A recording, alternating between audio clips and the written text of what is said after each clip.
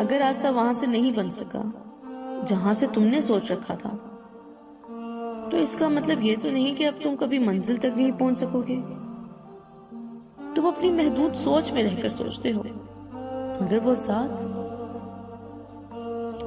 ذات تو لامحدود ہے، اس کے معجزوں کی تو کوئی حد ہی نہیں۔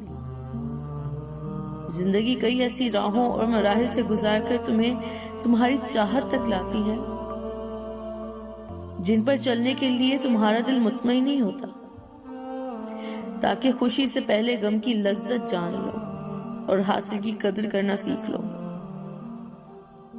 ایک طریقہ وہ ہے جس کے لیے تم خود کو تیار کرتے ہو، اور دوسرا وہ جس کے لیے اللہ تمہیں تیار کرتا ہے۔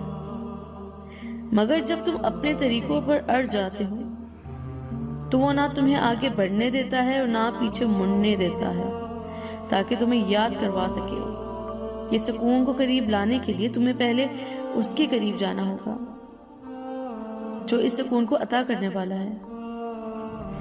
مایوسی اور امید تم میں ہے۔ وہ کہتا ہے اللہ تمہارے حالات تب تک نہیں بدلتا جب تک تم وہ نہیں بدلتے جو تمہارے اندر پوشیدہ ہے۔ تو جب تک تم ان چیزوں پر خوش رہنا نہیں سیکھو گے جو تمہارے پاس ہیں، تو اللہ تمہیں وہ کیسے دے گا جو تم مانگتے ہو؟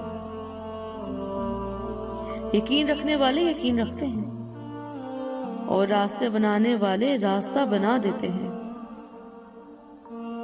تو تم کن اندیشوں میں پڑے ہو؟ منصوبے بھی وہی بناتا ہے اور راستے بھی وہی نکالتا ہے۔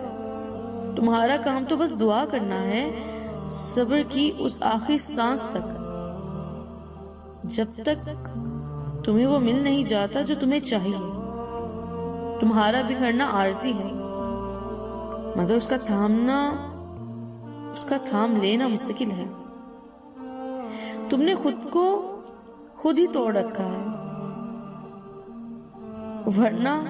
ورنہ وہ تو کب سے تمہیں جوڑنے کے لیے تیار بیٹھا ہے۔ تو تم ان کرچیوں کو اس کے پاس لے جاؤ،